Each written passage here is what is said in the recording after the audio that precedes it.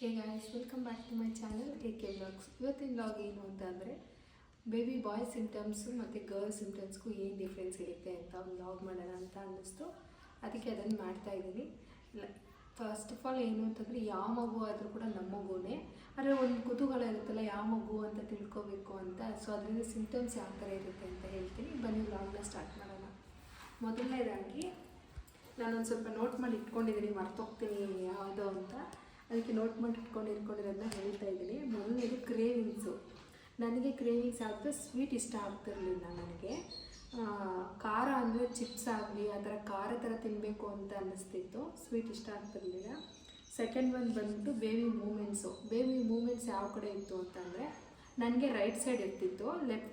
Left ಸೈಡಲ್ಲಿ ತಲೆ ಇತ್ತು, ರೈಟ್ ಸೈಡ್ ಕಾಲಿತ್ತು.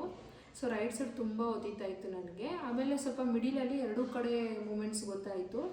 ಆಮೇಲೆ ಇನ್ನೇನು 8 ಮಂತ್ಸ್ 9 ಮಂತ್ಸ್ ಅಂದಂಗೆ ರೈಟ್ ಸೈಡನ್ನೇ ಜಾಸ್ತಿ ಒದಿತಾ ಇತ್ತು. ನೆಕ್ಸ್ಟು ನೋಸು ದೊಡ್ಡದಾದರೆ ಬಾಯ್ ಬೇಬಿ ಅಂತ ಹೇಳ್ತಾರಲ್ಲ, ಆ್ಯಕ್ಚುಲಿ ನಂದ್ರಲ್ಲಿ ಅದು ನಿಜ ಇತ್ತು. ಪ್ರೆಗ್ನೆನ್ಸಿದಲ್ಲಿ ನನಗೆ ಮೂಗು ತುಂಬ ದೊಡ್ಡದಾಗಿತ್ತು, ಅದು ನಂದ್ರಲ್ಲಿ ಕರೆಕ್ಟು. ನೆಕ್ಸ್ಟು ನೆಕ್ ಡಾರ್ಕ್ ಆಗಿದ್ರೆ ಬಾಯ್ ಬೇಬಿ ಅಂತ ಹೇಳ್ತಾರೆ. ಅದು ಕೂಡ ನಿಜಾನೇ, ನನಗೂ ಕೂಡ ನೆಕ್ಕು ಡಾರ್ಕ್ ಆಗಿತ್ತು. ನೆಕ್ಸ್ಟು ವೆಯ್ಟ್ ಆ್ಯಕ್ಚುಲಿ ನನ್ನ ಮ್ಯಾರೇಜ್ ಟೈಮಲ್ಲಿ 56 ಇದ್ದೆ. 56ಇಂದ ನಾನು 76 ಆದೆ. ಅಂದರೆ ಅಪ್ರಾಕ್ಸಿಮೇಟ್ ಒಂದು 20 kgs ಜಾಸ್ತಿ ಆದೆ ನಾನು ವೆಯ್ಟ್ ಗೇಯ್ನು. ಅದು ಬಾಯ್ ಬೇಬಿದಲ್ಲಿ ಜಾಸ್ತಿ ಅಂತ ಹೇಳ್ತಾರೆ. ವೆಯ್ಟ್ ನಾನು 20 kgs ಜಾಸ್ತಿ ಆಗಿದೆ. Next face. ಗರ್ಲ್ ಬೇಬಿ ಅಂದರೆ ತುಂಬ ಫೇರ್ ಆಗಿರ್ತಾರೆ, ಫುಲ್ ವೈಟ್ ಆಗ್ತಾರೆ ಅಂತ ಹೇಳ್ತಾರಲ್ಲ. ನಾನು ಫುಲ್ ಫೇಸ್ ಡಲ್ ಆಗಿತ್ತು, ನನಗೆ ಬ್ಲ್ಯಾಕ್ ಆಗೋಗಿದ್ದೆ ನಾನು. ಮತ್ತು ಆ್ಯಕ್ನಿಸ್ ಎಲ್ಲ ಏನೂ ಇರಲಿಲ್ಲ ನನಗೆ, ಆದರೆ ಡಾರ್ಕ್ ಸ್ಕಿನ್ ಮಾತ್ರ ಡಾರ್ಕ್ ಆಗಿತ್ತು, ಡ್ರೈ ಆಗಿತ್ತು ಮತ್ತು ಡಾರ್ಕ್ ಆಗಿತ್ತು. ನೆಕ್ಸ್ಟ್ ಬಂದ್ಬಿಟ್ಟು ವಾಮಿಟಿಂಗು. ಆ್ಯಕ್ಚುಲಿ ನನಗೆ ಪ್ರೆಗ್ನೆನ್ಸಿ ಅಂತ ಗೊತ್ತಾಗಿದ್ದನು ಕೂಡ ವಾಮಿಟಿಂಗ್ ಇತ್ತು ನನಗೆ. ಅವತ್ತು ಮಾರ್ನಿಂಗ್ ಆ್ಯಕ್ಚುಲಿ ನಂಗೆ ಥರ್ಸ್ಡೇ ಡೆಲಿವರಿ ಆಗಿತ್ತು. ಅವತ್ತು ಥರ್ಸ್ಡೇ ಮಾರ್ನಿಂಗು ಕೂಡ ಹಾಸ್ಪಿಟಲ್ಗೆ ಹೋಗೋಕ್ಕೆ ಮುಂಚೆ ಕೂಡ ನನಗೆ ವಾಮಿಟಿಂಗ್ಸ್ ಆಗಿದೆ. ಸೊ ವಾಮಿಟಿಂಗ್ಸ್ ಮಾತ್ರ ನನ್ನ ಪ್ರೆಗ್ನೆನ್ಸಿ ಜರ್ನಿಲಿ ಇದ್ದೇ ಇತ್ತು ನನಗೆ. ಸ್ಲೀಪಿಂಗ್ ಪೊಸಿಷನ್ ಬಂದು ನನಗೆ ಲೆಫ್ಟ್ ಸೈಡ್ ಇತ್ತು, ನನ್ನ ರೈಟ್ ಸೈಡ್ ಇತ್ತು. ಲೆಫ್ಟ್ ಸೈಡು ಡಾಕ್ಟರ್ ಹೇಳಿದ್ರಲ್ವ ಲೆಫ್ಟ್ ಸೈಡ್ಗೆ ಮಲ್ಕೊಂಡ್ರೆ ಒಳ್ಳೆಯದು ಅಂತ. ಸೊ ಲೆಫ್ಟ್ ಸೈಡ್ ಮಲ್ಕೊಂಡು ನಂಗೆ ರೂಢಿಯಾಗಿ ಲೆಫ್ಟ್ ಸೈಡೇ ಮಲ್ಕೊಂಡಿದ್ದೆ. ನೆಕ್ಸ್ಟು ಮಾರ್ನಿಂಗ್ ಸಿಕ್ನೆಸ್ ನನಗಿತ್ತು. ಅಂದರೆ ಜಾಸ್ತಿ ಇರಲಿಲ್ಲ, ಬಟ್ ಆದರೆ ಬೆಳಿಗ್ಗೆನೇ ಎದ್ದೊಳಕ್ಕೆ ಆಗ್ತಾ ಇರಲಿಲ್ಲ. ಆಮೇಲೆ ಒಂದು 10 ಗಂಟೆ ಮೇಲಾದರೆ ಫುಲ್ ಆ್ಯಕ್ಟಿವ್ ಆಗಿರ್ತೀವಿ, ಈವ್ನಿಂಗ್ವರೆಗೂ ಫುಲ್ ಆ್ಯಕ್ಟಿವ್ ಆಗಿರ್ತಿದೆ. ಮಾರ್ನಿಂಗ್ ಮಾತ್ರ ನನಗೆ ಮಾರ್ನಿಂಗ್ ಸಿಕ್ನೆಸ್ ಇತ್ತು. Next hair growth. ಆ್ಯಕ್ಚುಲಿ ನನಗೆ ಫಸ್ಟ್ಗಿಂತ ಹೋಲಿಸ್ಕೋಬೋದು ಅಂತಂದರೆ ಹೇರ್ ಗ್ರೋತ್ ಆಗಿದೆ, ಬಟ್ ಜಾಸ್ತಿ ಏನಾಗಿಲ್ಲ, ಬಟ್ ಗ್ರೋತ್ ಅನ್ನೋದಿದೆ. ನೆಕ್ಸ್ಟ್ ಬಂದ್ಬಿಟ್ಟು ಪೊಸಿಷನ್ ಆಫ್ ದ ಟಮ್ಮಿ ಯಾವ ಥರ ಇತ್ತು ನಿಮಗೆ ಹೊಟ್ಟೆ ಅಂತಂದರೆ, ಆ್ಯಕ್ಚುಲಿ ಒಬ್ರಿಗೆ ಗುಂಡುಗಿದ್ರೆ ಗರ್ಲ್ ಬೇಬಿ, ಒಂದು ಸ್ವಲ್ಪ ಈ ಥರ ಇದ್ದರೆ ಬಾಯ್ ಬೇಬಿ ಅಂತ ಹೇಳ್ತಾರಲ್ಲ. ಆ್ಯಕ್ಚುಲಿ ನನಗೆ ಮೊಟ್ಟೆ ಥರ ಒಂದು ಸ್ವಲ್ಪ ಹಿಂಗೆ ಇತ್ತು, ನನಗೆ ಆ ಥರ ಇತ್ತು. ನನಗೆ ರೌಂಡ್ ಥರ ಏನಿರಲಿಲ್ಲ, ಒಂಥರ ಓವಲ್ ಶೇಪಲ್ಲಿತ್ತು ನನಗೆ. ನೆಕ್ಸ್ಟು ಸ್ಟಮಕ್ ಮೇಲೆ ಲೈನ್ ಹೇಳ್ತಾರಲ್ವ, ಫುಲ್ ಒಂಥರ ಏರ್ ಲೈನ್ ಬರುತ್ತೆ, ಫುಲ್ ಕೆಳಗಿಂದ ಮೇಲ್ವರೆಗೂ ಒಂದೇ ಥರ ಲೈನ್ ಇರುತ್ತೆ.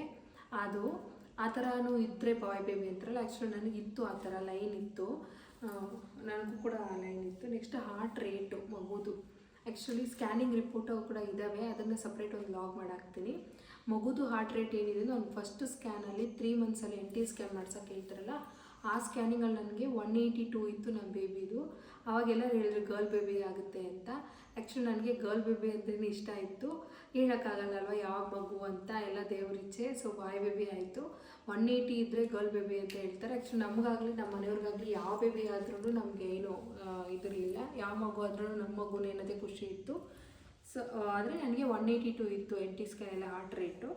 140ಗಿಂತ ಜಾಸ್ತಿನೇ ಇತ್ತು ನನಗೆ, 140ಗಿಂತ ಏನು ಕಮ್ಮಿ ಇರಲಿಲ್ಲ. 140ಗಿಂತ ಕಮ್ಮಿ ಅಂದರೆ ಬಾಯ್ ಅಂತಾರೆ, ಅದೆಲ್ಲ ಕೂಡ ಮಿತ್ತಷ್ಟೇ. 140ಗಿಂತ ಏನು ಕಮ್ಮಿ ಇರಲಿಲ್ಲ, 182 ಮೇಲಿತ್ತು. ನೆಕ್ಸ್ಟು ಹೊಟ್ಟೆ ಗಾತ್ರ ಎಷ್ಟು ದೊಡ್ಡದ ಚಿಕ್ಕದ ಅಂತಂದರೆ ನನಗೆ ದೊಡ್ಡದಾಗೇ ಇತ್ತು, ಚಿಕ್ಕದಾಗೇನಿರಲಿಲ್ಲ, ನನಗೆ ದೊಡ್ಡದಾಗಿತ್ತು. ನೆಕ್ಸ್ಟು ಪ್ಲೆಸೆಂಟಾದಲ್ಲಿ ಒಬ್ಬರು ಪೋಸ್ಟೀರಿಯರ್ ಬಾಯ್, ಆ್ಯಂಟೀರಿಯರ್ ಗರ್ಲ್ ಆ ಥರ ಅಂತಾರಲ್ವ. ಆ್ಯಕ್ಚುಲಿ ಆ್ಯಂಟೀರಿಯರ್ ಬಂದು ನನಗೆ ಆ್ಯಂಟೀರಿಯರ್ ಇತ್ತು, ಅದು ನನಗೆ ಬಾಯ್ ಬೇಬಿ ಆಗಿತ್ತು, ಆ್ಯಂಟೀರಿಯರ್ ಇತ್ತು.